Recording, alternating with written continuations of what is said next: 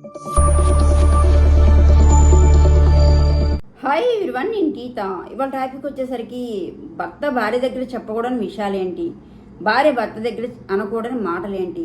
భార్యాభర్తలే కదా, భార్యాభర్తల మధ్య సీక్రెట్స్ ఉంటాయా, ఏ విషయాలు చెప్పాలి, ఏ విషయాలు చెప్పకూడదు, ఏ విషయాలు చెప్పకుండా ఉంటే ఫ్యామిలీ అనేది గొడవలు లేకుండా హ్యాపీగా ఉంటుంది. ఫ్యామిలీ హ్యాపీగా వెళ్ళడం వేరు, గొడవలు లేకుండా ఉండడం వేరనమాట.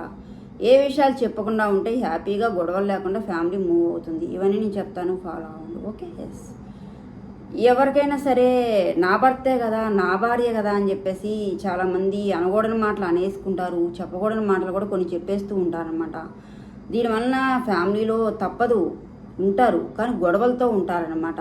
కానీ కొన్ని విషయాలు చెప్పకుండా, కొన్ని మాటలు మాట్లాడకుండా ఉంటే ఎలాంటి గొడవలు లేకుండా ఫ్యామిలీ బాగుంటుందన్నమాట. అవి ఎలాంటి విషయాలు, ఎలాంటి మాటలు అంటే ఇప్పుడు జనరేషన్ బట్టి ఎలా ఉందంటే, భార్యాభర్తకి పెళ్ళి అవగానే భర్త కానీ భార్య కానీ ఏం చెప్తారంటే, నేను చాలా ఓపెన్ మైండెడ్, చాలా బ్రాడ్ మైండెడ్, ఇవన్నీ లైట్ కామన్ ఈ రోజుల్లో. నీకేమైనా లవ్ అఫైర్ ఉంటే నాకు చెప్పు, నేను కూడా నీకు చెప్తాను అని చెప్పేసి భర్త భార్యని కన్విన్స్ చేస్తూ ఉంటారనమాట. నమ్మేసుకొని భర్తలు కూడా చాలా గొప్పగా ఘనకార్యం చేసినట్టు, నిజంగా నేను ఒక అమ్మాయిని లవ్ చేశాను కానీ బ్రేకప్ అయిపోయిందని చెప్పేసి భర్తలు చెప్పడం, భార్య కూడా నేను ఒక అతన్ని పెళ్లి చేసుకుందాం అనుకున్నాను కానీ కుదరలేదు అని చెప్పేసి భార్యలు కూడా చెప్పేసుకుంటూ ఉంటారనమాట, నమ్మేసుకొని. బ్రాడ్ మైండెడ్, ఓపెన్ మైండెడ్ అని. కానీ ఇలాంటి విషయాల్లో ఏ బ్రాడ్ మైండెడ్, ఏ ఓపెన్ మైండెడ్ ఏ భార్యకు కానీ ఏ భర్తకు కానీ ఉండదండి. ఏ జనరేషన్ అయినా సరే, అప్పట్లో ఇప్పట్లో ఎప్పటికైనా సరే తన భర్త తనకే సొంతం, తన భార్య తనకే సొంతం అని ఏ భార్యకైనా ఏ భర్తకైనా ఉంటుందన్నమాట. మీరు నమ్మి ఓపెన్ అప్ అయ్యి ఇలాంటి విషయాలు చెప్పడం వలన మీకు చాలా గ్యాప్ అనేది వస్తుందన్నమాట. ఏదో ఒక టైంలో డైలీ ఎప్పటికప్పుడు అంటూ ఉంటారనమాట, నిజంగా నువ్వు వాళ్ళతో తిరిగావు కదా, నువ్వు వాళ్ళతో ఉన్నావు కదా. అంటే లవ్ చేయడం వేరు. ఇక్కడ ఎలా వస్తుందంటే ఇంకో పాయింట్, ఇప్పుడు జనరేషన్లో ఏంటంటే లవ్ అని చెప్పేసి లవ్ ముందు అందరూ ఫిజికల్గా కనెక్ట్ అవుతూ ఉన్నారనమాట. మీరు లవ్ అని చెప్పినా కూడా ఫిజికల్గా కనెక్ట్ అయ్యారనే అనుకుంటారనమాట భార్యలు. అందుకని చెప్పేసి మీరు మీ లవ్ స్టోరీస్ని కానీ, మీ ఫిజికల్ రిలేషన్స్ కానీ ఏమైనా ఉంటే కూడా నా భార్య లైట్ తీసుకుంటుంది అని అయితే అనుకోకండి. అనుకొని అన్నీ చెప్పకండి. చెప్తే మాత్రం అవి చాలా దూరం వెళ్తాయన్నమాట. ఎవరికైనా సరే చెప్పాను కదా, నా భార్య నాకే సొంతం, నా భర్త నాకే సొంతం అనేది ఉంటుందన్నమాట. బ్రాడ్ మైండెడ్, ఓపెన్ మైండెడ్ ఇలాంటి విషయాల్లో అసలు ఎవరికి ఉండదు. Okay, yes. అండ్ నెక్స్ట్ వచ్చేసరికి కంపేర్ చేయడం అనమాట. కంపారిజన్ అంటే ఎలా ఉంటుందంటే, కొంతమంది భర్తలు అంటారు, నిన్ను చేసుకోకుండా ఉంటే నా లైఫ్ బాగుండేది, నాకు చాలా మంచి మంచి మ్యాచెస్ వచ్చాయి, చాలా కట్నం ఇస్తారని చాలామంది వచ్చారు, అయినా సరే నా టైం బాగోక నిన్ను చేసుకోవాల్సి వచ్చింది, వాళ్ళని చేసుకుంటే నా లైఫ్ అనేది హ్యాపీగా ఉండేది ఇంకా అని చెప్పేసి భర్తలు అనడం. సేమ్ వే భార్యలు కూడా, నాకు మంచి మంచి మ్యాచెస్ వచ్చాయి, ఫారెన్ సంబంధాలు వచ్చాయి, గవర్నమెంట్ జాబ్ ఉన్న వాళ్ళు వస్తా అన్నారు, అయినా సరే నా టైం బాగోక నిన్ను చేసుకున్నాను, వాళ్ళని చేసుకుంటే నా లైఫ్ అనేది ఎంత బాగుండేది అని భార్యలు అంటాం. ఇలా ఒకరికొకరు కంపేర్ చేసుకుంటూ ఉంటారండి. ఇలా కంపేర్ చేసుకుంటే వాళ్ళకి గిల్టీనెస్ వస్తుందన్నమాట. ఏంటి, నన్ను చేసుకోవడం వల్లనే ఇన్ని ప్రాబ్లమ్స్ ఫేస్ చేస్తున్నా, నన్ను చేసుకోవడం వల్లనే ఇన్ని ప్రాబ్లమ్స్ ఫేస్ చేస్తున్నాడా అని. ఎట్టి పరిస్థితులను కంపేర్ చేయకండి, తట్టుకోలేరు, బాధపడతారనమాట. మనం క్యాజువల్గా ఒక మూవీకి వెళ్ళినప్పుడే మన భర్తలు ఆ హీరోయిన్ బాగుంది కదా అంటే మనకి ఎంత జలసి వస్తుంది, అలానే మనం ఆ హీరో బాగుందంటే వాళ్ళ ఫేస్ అలా చేంజ్ అయిపోతుంది, అవునా.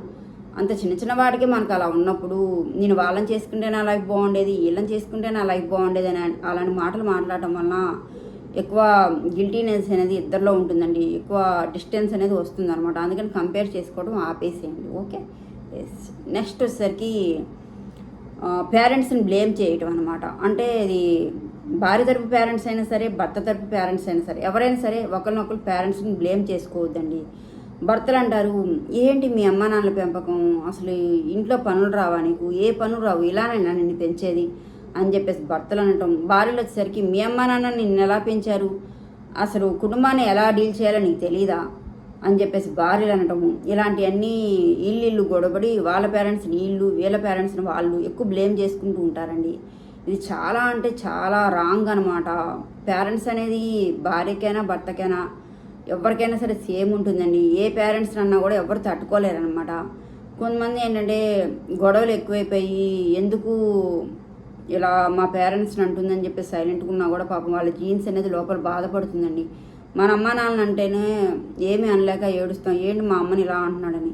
వాళ్ళ అమ్మ నాన్న అంటే వాళ్ళు కూడా చాలా బాధపడతారనమాట, ఏంటి మా అమ్మ నాన్న ఇలా అంటుంది అని చెప్పేసి. అందుకని మీ ఇద్దరి మధ్యలో పేరెంట్స్ని బ్లేమ్ చేయకండి, పేరెంట్స్ని తీయకండి. పేరెంట్స్ని బ్లేమ్ చేయటం వలన, పేరెంట్స్ టాపిక్ అనేది మధ్యలోకి తీయటం వలన గొడవలు అయ్యే భార్యాభర్తలు, డైవర్స్ అయ్యే భార్యాభర్తలు చాలామంది ఉన్నారనమాట. అందుకని మీ ఇద్దరు టాపిక్స్ విషయంలో పేరెంట్స్ని అసలు బ్లేమ్ చేయకండి. మీరు ఏదో అంటుందని చెప్పేసి మీ భార్య అంటుందని మీరు ఊరుకున్నా, మీ భర్త అంటుందని మీ భార్య ఊరుకున్నా కూడా గొడవలు అవుతాయని వాళ్ళ జీన్స్ అనేది చాలా బాధపడుతుందండి. ఆ జీన్స్ అనేది ఎక్కడికి పోతుంది? ప్రేమ అనేది ఉంటుంది కదా. అందుకని ఎట్టి పరిస్థితులను పేరెంట్స్ని బ్లేమ్ చేయకండి, వాళ్ళ టాపిక్ అనేది తీయకండి. ఒకళ్ళ పేరెంట్స్ని ఒకళ్ళ ఎట్టి పరిస్థితులను తిట్టుకోకండి. మీ ఇద్దరి మధ్య గొడవలు ఎక్కువ అవుతాయి అన్నమాట. Okay, yes. అండ్ నెక్స్ట్ వచ్చేసరికి బాడీ షేమింగ్ అనమాట. ఇది మరీ దరిద్రం అనమాట. నువ్వేంటి ఇంత లావ్ అయిపోయావు, అసలు నేను చూస్తే ఫీలింగ్సే రావట్లేదు, పెళ్ళప్పుడు సన్నగా ఉన్నావు కదా అని చెప్పేసి కొంతమంది భర్తలు అంటూ ఉంటారనమాట. పెళ్ళయి పిల్లలు పుట్టాక భార్య చేంజ్ అవ్వదా?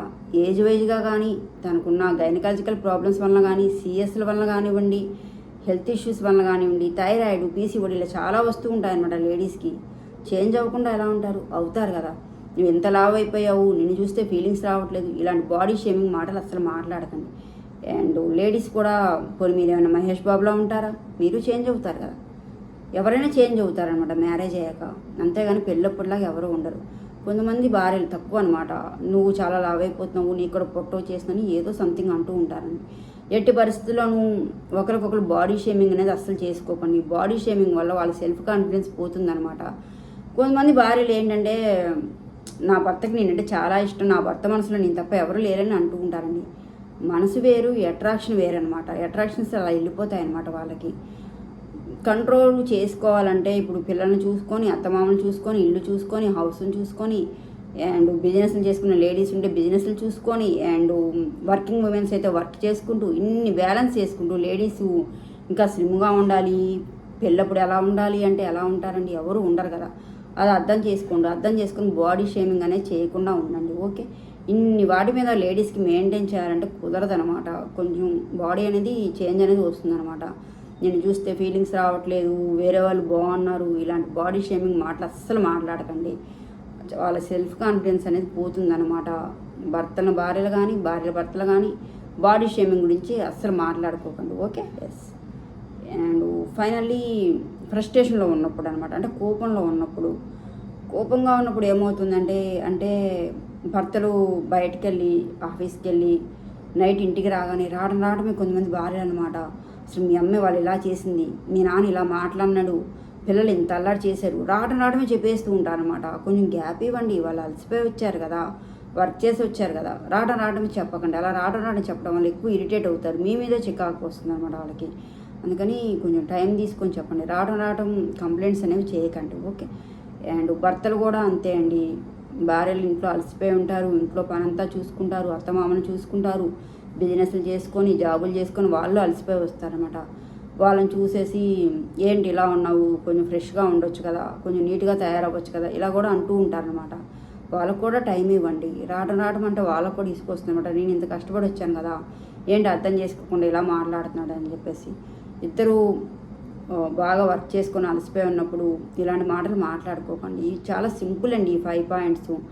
మీ ఫిజికల్ రిలేషన్ కానీ, లవ్ అఫైర్స్ గురించి కానీ ఒకరికొకరు చెప్పుకోకుండా ఉండటము, కంపేరింగ్ చేసుకోకుండా ఉండటము, పేరెంట్స్ని బ్లేమ్ చేసుకోకుండా ఉండటము, బాడీ షేమింగ్ అనేది చేసుకోకుండా ఉండటము, అండ్ కోపంలో చికాకులో ఉన్నప్పుడు ఇరిటేట్ చేసుకోకుండా ఉండటం. ఈ 5 పాయింట్స్ ఫాలో అవ్వండి. ఫ్యామిలీ అనేది బాగుండటం వేరు, చాలా హ్యాపీగా వెళ్తుంది అనమాట. సింపుల్ 5 పాయింట్స్ ఫాలో అవ్వండి చాలు. ఈజీగా లైఫ్ అనేది చాలా హ్యాపీగా రన్ అవుతుంది ఎవరికైనా సరే. ఓకేనా? వీడియో నచ్చితే లైక్ చేయండి, షేర్ చేయండి, సబ్స్క్రైబ్ చేయండి. Thank you.